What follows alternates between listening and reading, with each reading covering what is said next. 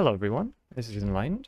I'm the developer of AutoRail, which lets you automate junctions and have some really cool functionality with station displays, which lets you show things like arrival times and what trains are going where. So first of all, you have to understand that the AutoRail programs are split among a bunch of computers. We're going to go over this in 3 steps. We're going to do the dispatchers first. Then we're going to do the junctions. Then we're going to finish up with the stations, which are super easy. And will probably be like a minute max. Okay, so for the dispatchers, the theory behind this is that the mod has a way of naming trains, right? They're called tags.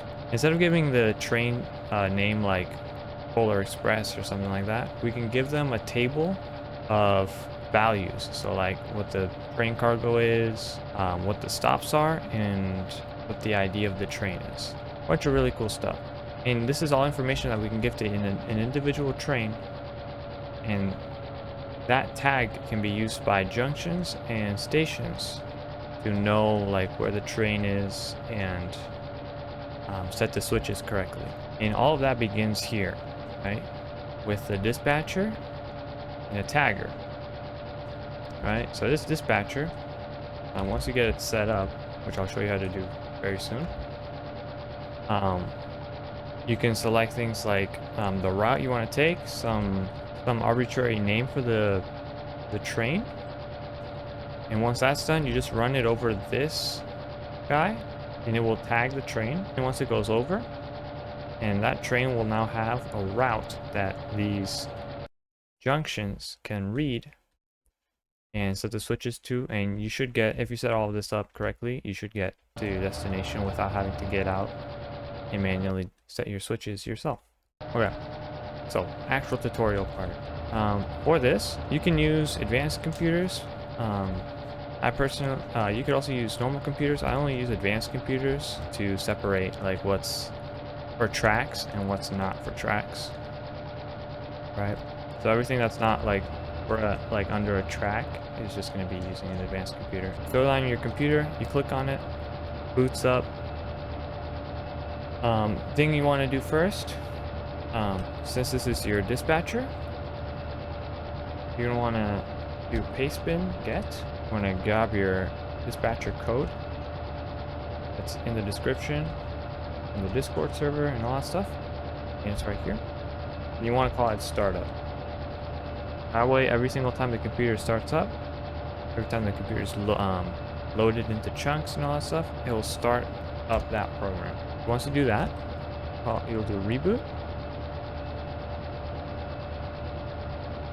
and you'll get an error, and that's because you don't have a modem. So for dispatchers, I should probably have it in here. For dispatchers, you need an Ender modem so that the computer can broadcast to the whole world, right? If you use a normal modem, it will only be able to broadcast like a certain amount of blocks. So these are good for like local systems, so like between these two or between your junction. But especially for these dispatchers, these guys need to be able to broadcast their information to the whole world. So that's why you need an Ender modem. So if you get that error, very self-explanatory, no such modem top. Just make sure it's an Ender modem so that it can send it all over the place. So reboot, it'll install some APIs, and you'll get this nice little welcome message. And you'll get a bunch of instructions, right? So I'll ask for the tagger ID, and what this tagger ID is when you do a tagger, it'll ask you for the ID, it'll tell you the ID of the tagger, which is basically just the ID of the computer itself. So the more computers you have in your world, the higher this number is going to be. But the way you set these guys up is, say you have your track here. You want to throw your computer under it. You want to put your detector on top of it. And you want to put your modem, and this could be a wireless, like a normal wireless modem, on the front screen, right? And this is basically the same way for almost every single computer with this program. Anything that's not under a track is usually going to have its modem on the top, and everything that's on the track or under a track is going to have its modem on the screen side, so like the front.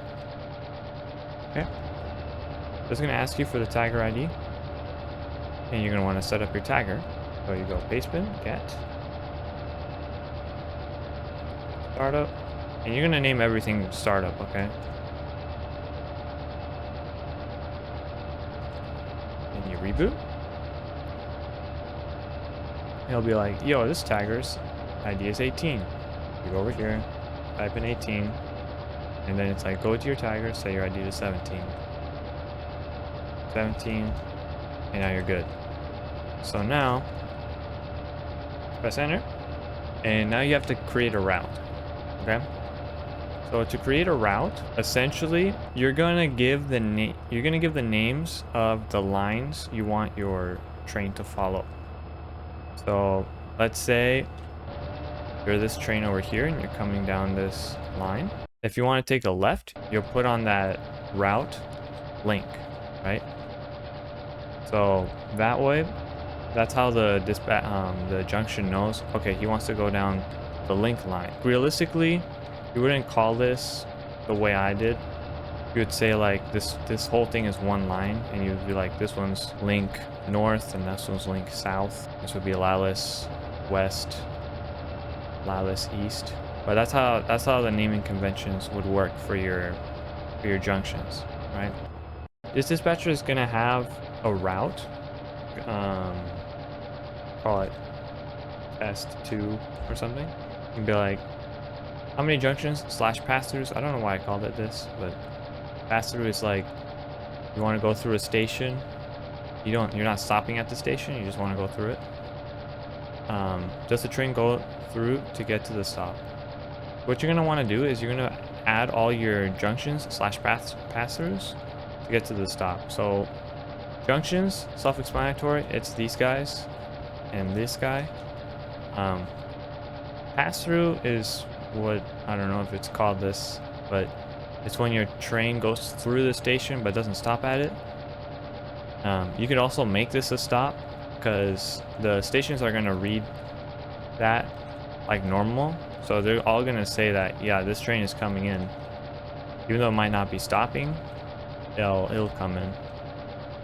Okay, and then you're also going to want to include the stop, right? So let's say you have a thing like with 3, say like nodes, right? Let's say you want your train to take a right, or let's make it more realistic. Let's say we want to go to link north, and say you want it to take diamond south or west, right?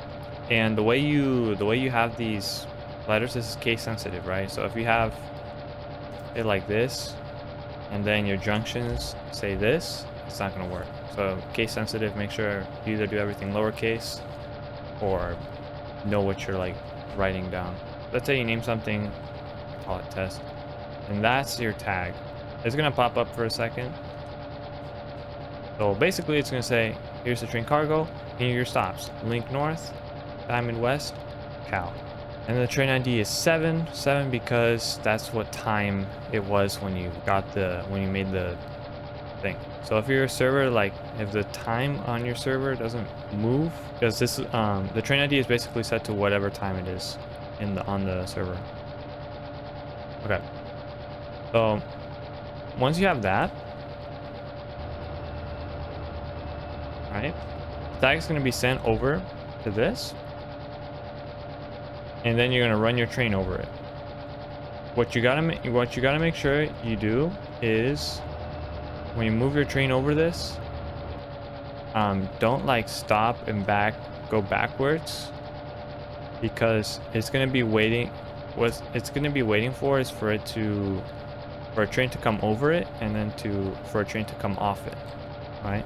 So if you back on and off, it will tag just the first train, right? Because it's the train and all the stock that needs to be tagged. right? So if you just back on, if you back off of it, you'll only tag like the first couple of stock, and then the stock behind you might not get tagged, and then it'll be a bad time. So the whole idea behind this is just to set the tags for your trains, right? So your trains need tags so that the junctions know where to take the train and know how to which switches to activate, deactivate to get your train to where it needs to go. Once you got your train tagged, you're moving along, you're going to need junctions, right? So the junction is probably the more complicated part because it requires more computers, I guess. It consists of a detector. You can ignore this part. Oh, sorry about that. Crashed my game just by breaking the thing. Anyways, what I was talking about is the way these things work, and you can ignore this one. It will consist of the detector. So this thing is going to detect your tag, right? So the train's going to come over it, and it's going to send that tag to the host. And then this host, using that tag, will decide, okay, this train wants to go this way, so I will send a message to the switches to switch. So that's like the pipeline, right? Train comes over, this detector detects the tag, sends the tag to the host. The host reads the tag, decides what needs to be done, which switches need to be switched, and then it sends those instructions to the switches. Just like our dispatcher and the detector, tagger, the setups for these is exactly the same. The only difference is that this one doesn't actually need one of these because it's not actually doesn't need to actually detect anything. Okay. So the way you would set one of these guys up is you have your computer.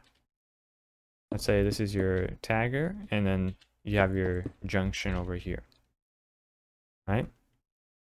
Again, you put on your modems on the front for these. Then you can put on this guy up here. And this one can be a normal one because it's all operating within a close distance. Although personally, I go with the ender modem because it just looks better. So again, Pastebin, you want to call it startup. Then reboot. And you'll get instructions on how to set this thing up. So in this case, how many switches does this junction have? In our case, there's only going to be one. I'm going to say one. What is the name of the line that this train is coming from? I.e., let's say we're over here, right? And you're this train. You're coming from Lila's line, right? Or from this track, from Lila's track. So this is the name it's asking for. Like, where is this guy coming from? Let's say for the sake of example, we're going to call this line the south. What is the ID of the detector before the switch? That's where you go here, baseband, get, put in your code, reboot. This guy's name is 20. You're going to go 20. What is the ID of the switch? Try to guess what happens. And you get this. It's 21.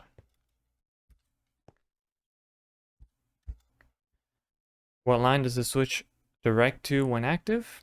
So essentially what it's asking for is, so you have this, the lever. Where does the train go when it's activated, right? So in this case, our train will go to the left when it's activated. So you will call this the line that the switch directs to. So back to this example. Say you're coming from Lila's line and you want to go to link, which the switch does when it's active. You would say link. In our case, we'll just say it's going north. You'll get a little summary for your whole junction, and you'll click yes. And that's your whole system arm. So now you can see if there are any errors. So for this switch, it says armed, it's all okay. But for you, it says there isn't an augment. So you need your detector augment. And then you can reboot your computers.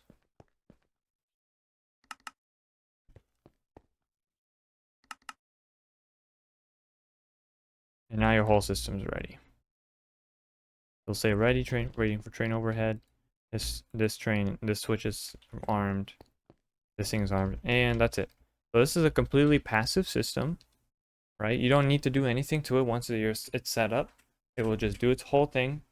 You don't need to load chunks for the system to work, as long as you named everything startup.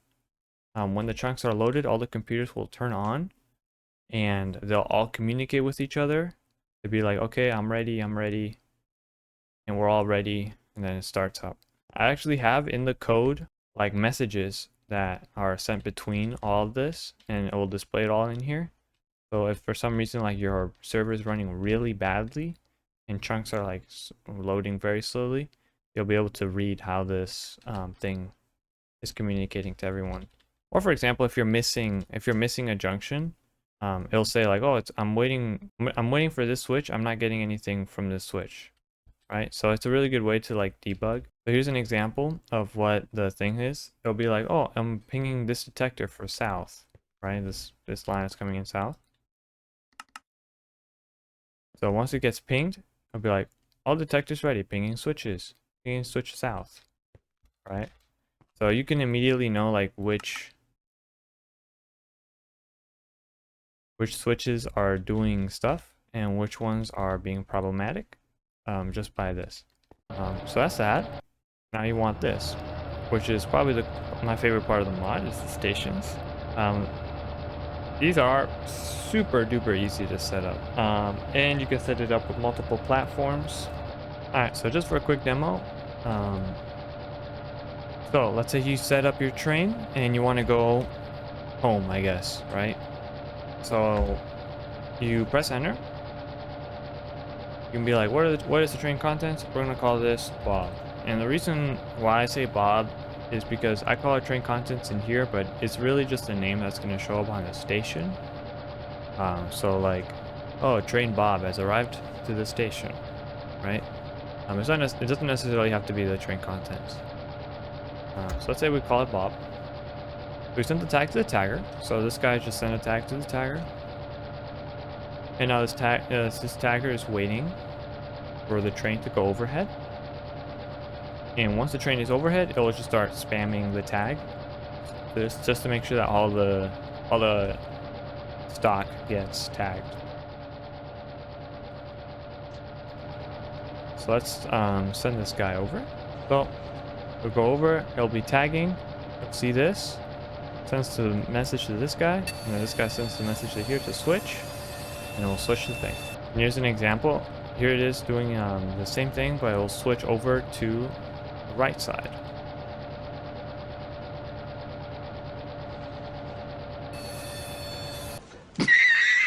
Okay, I'm super confused. Maybe I should make it do better naming conventions for my stations, even though it's on the left side. Here's train S with the ID of 7, ETA 1 minute. It'll go over the thing and it'll show platform 1S. So how do you even set this thing up? Super cool and all, right? So the way this one works is you have a computer, you have some arbitrary amount of monitors. This works with any size. Like for this one can be massive, but you can even have it just be one line. Just know that you can only display I believe it is five lines on a single thing. So for most people, for most stations, this is gonna be enough. This is gonna be perfectly fine. So you would have something like this. Now, the way I've set this guy up is that you can put the computer anywhere. So you can put it back here, you can put it here, you can put it up here. This is just to allow you to be more creative with your builds. so that you don't have to have a computer here. Like you can have it under the thing, and you can hide it. And in our case, I'm just gonna put it right here. Right? So, just like always, you're gonna want to name this at startup again. Like every single program, you'll get to this page. You'll see it'll ask you what the name of the station is.